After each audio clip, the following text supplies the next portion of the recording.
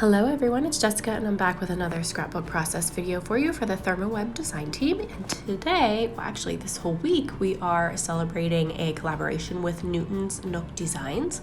So I am demonstrating how to use some of their very fabulous products.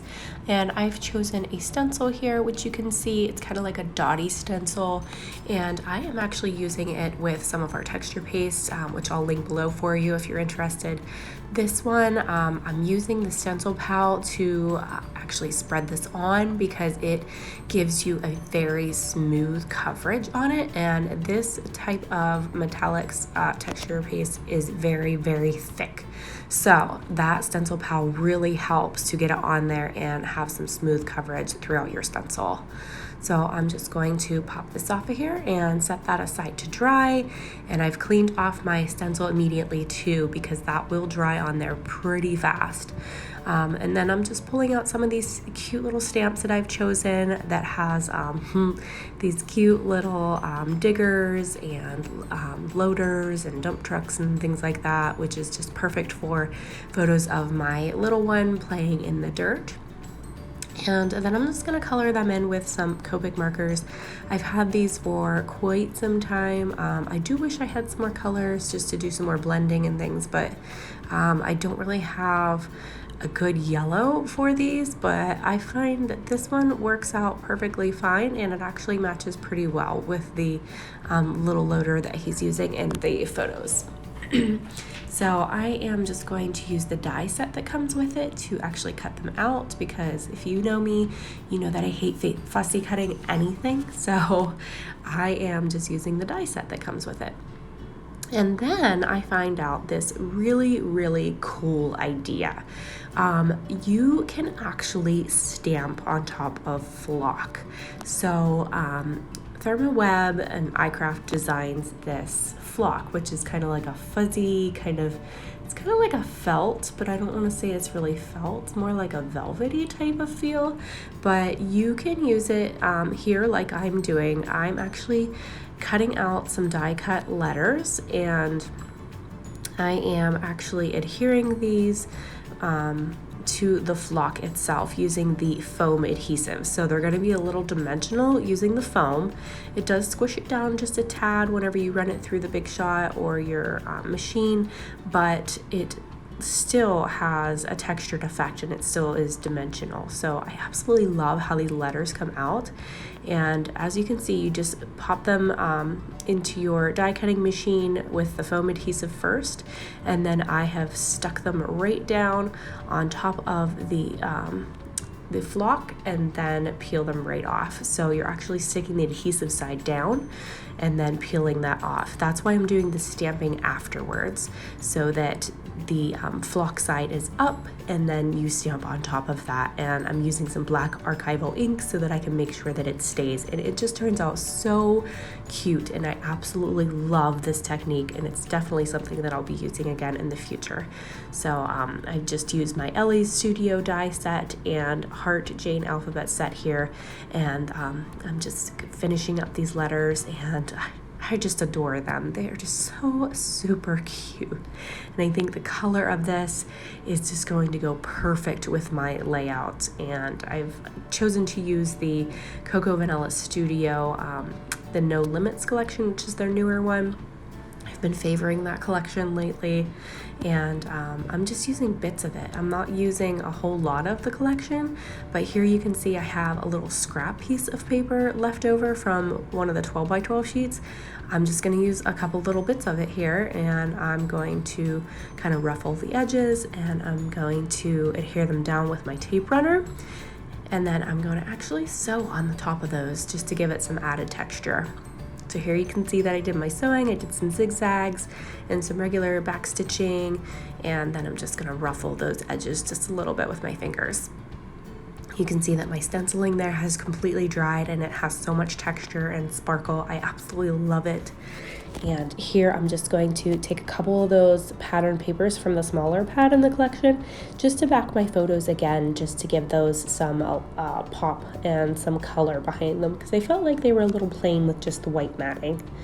So I'm just pulling out a couple other of those papers. I'm just cutting these by hand. I'm not super picky about how these are gonna be shaped and if they're perfect, because I'm distressing the edges anyways. So they don't have to be absolutely perfect. They just need a little pop of color behind my photos. And as you can also see here on the right, I have actually done a couple more of the stamps off camera and colored them in. I knew that you didn't want to watch me color in those stamps. It's very tedious, and I'm a bit impatient myself when watching videos, so I cut that part out just to save you.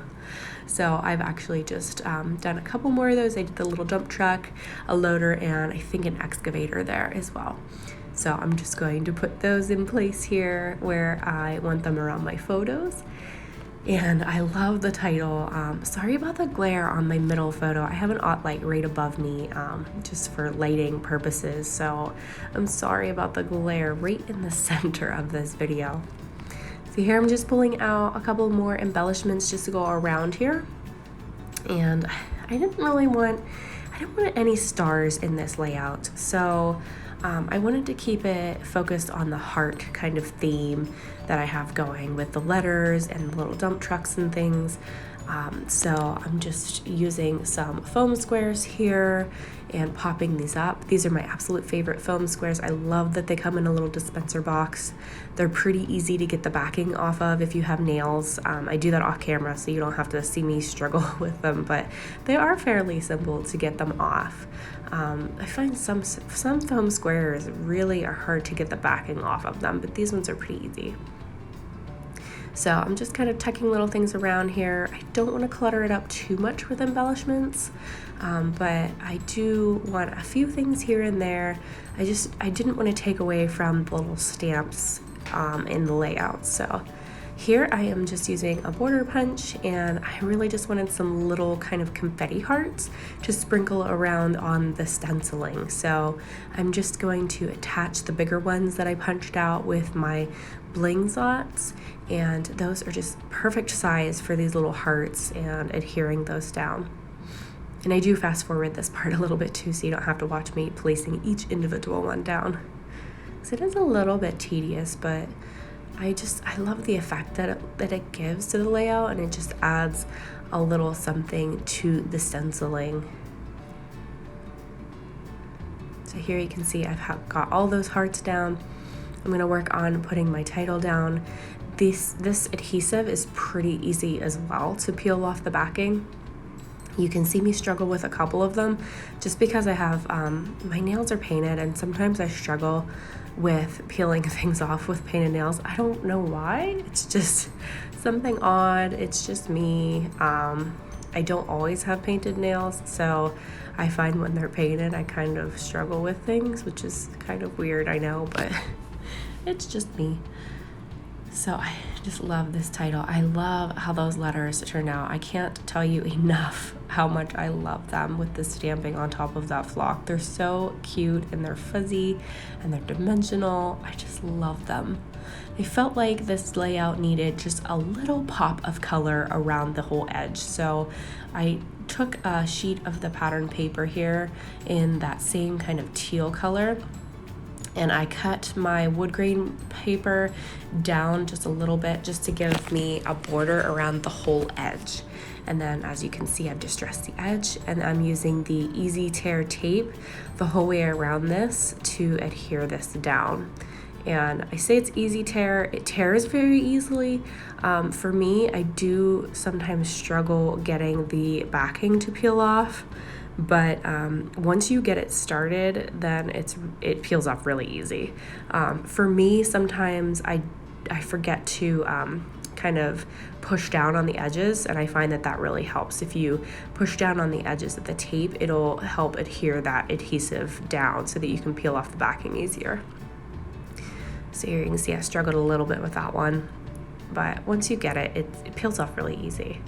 So there is my border. I just love it with the border, and I felt like I needed something right at the top to fill in that space and give it some more kind of uniform, or just to fill it in a little bit. I felt like it was really bare up there. So I'm taking some of my Elle's dies in these cute little stitch hearts, and I'm just cutting with some of my scraps that I have laying here from the rest of the layout, and just filling this in with some little hearts.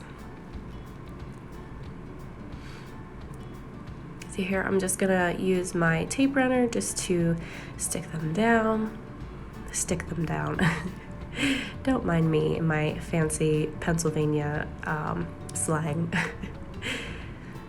So here I'm just adhering them down, and then I think I might add a couple little words after this too. So you'll see in the next shot here, I've added a couple little words to the top. But here's the finished layout. I hope you guys enjoyed this video. I'll link everything down below that I've used in case you're interested in purchasing anything.